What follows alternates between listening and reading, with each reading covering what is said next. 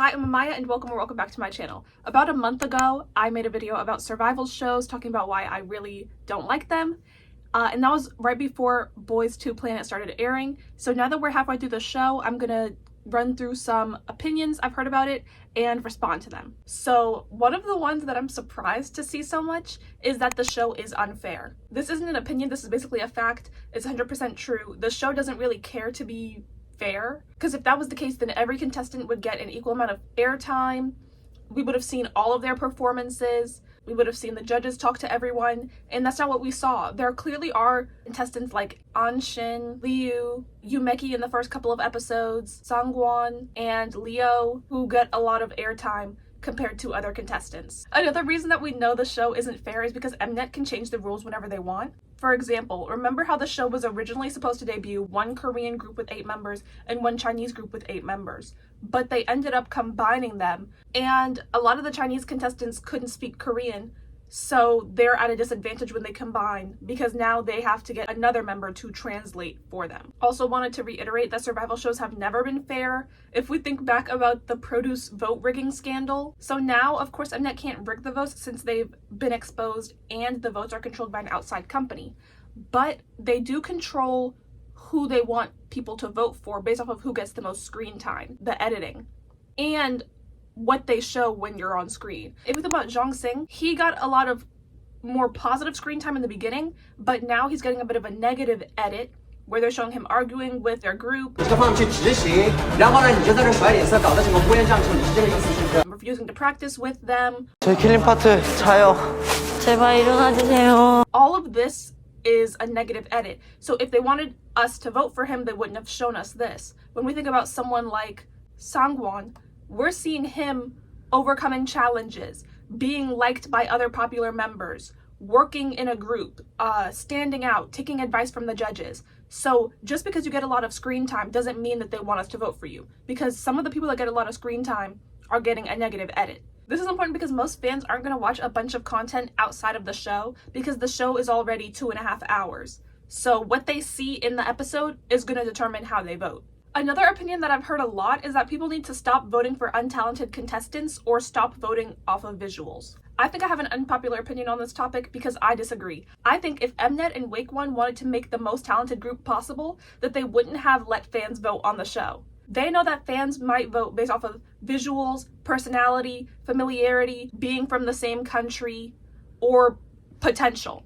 They want to make a group that makes money, which is why the fans get to vote. On JYP's most recent survival shows, fans haven't been able to vote, and those were Nizzy, Project Season 2, and A2K. So every elimination was up to JYP entirely. Another one, I've seen a lot of discussion around stop voting for visuals, and most of the time when they say this, people are talking about Liu. When it comes to him, I think a lot of the criticism is that he can't sing and that he only suits one concept. In regards to only suiting one concept, there are a lot of people who only suit one concept and they just ride that wave for their entire career. Also, how do we even know that he only suits one concept? We've only seen him perform 2 different concepts. One is the refreshing concept when he did the 2 TWS songs, and then one is like powerful when he did Hola Solar.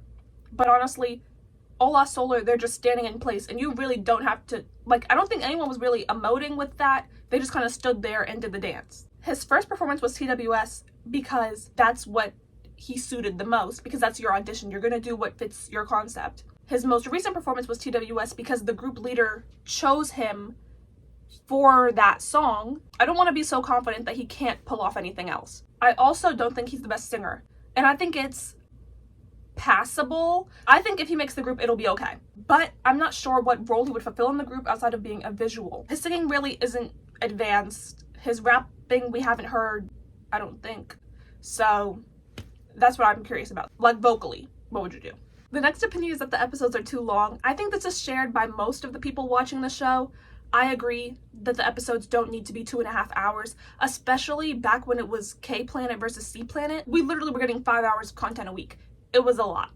Now that they've merged into one show, I'm glad that it's a lot shorter, but I still think that the episodes are way too long. I've seen a lot of discussion around Yumeki, so I want to give my opinion on that. Of course, he is a great dancer, as the judges have said, the contestants have said, as everyone can see, but I'm not sure on how I think he would fit in the group. Again, I said earlier, If the people vote for him, obviously he should debut. I don't know if I could picture him in a K-pop group with any of the other contestants. I think it's going to be like Huey from Pentagon when he competed in Boys Planet. Huey made it all the way to the finale, but he didn't end up in the final group. That's what I see for Yumeki. I don't think he's going to be in the group. We also haven't seen him sing a lot.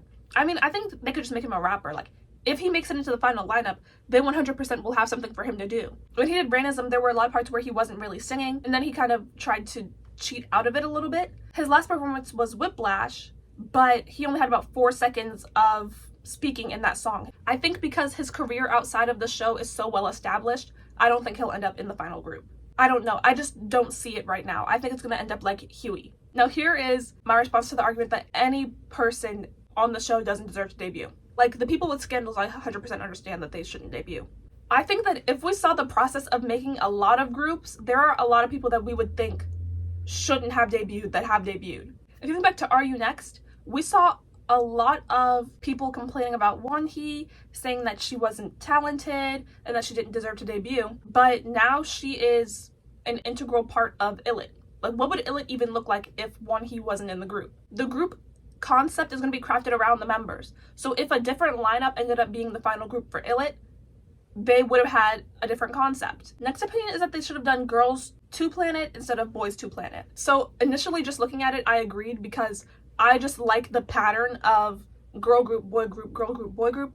But once you really look into it, what they did makes sense. Right now, Wake One is managing Kepler, Zero Base One, and Isna, who was formed on Island Season 2. If this show was Girls 2 Planet, that means that Wake One would end up having 3 girl groups and 1 boy group, as opposed to doing Boys 2 Planet right now. Since Kepler renewed their contract, Wake One would have Kepler, Isna, Zero Base One, and Boys 2 Planet, and I think that makes a lot more sense. Another one is that the group's contract is too long.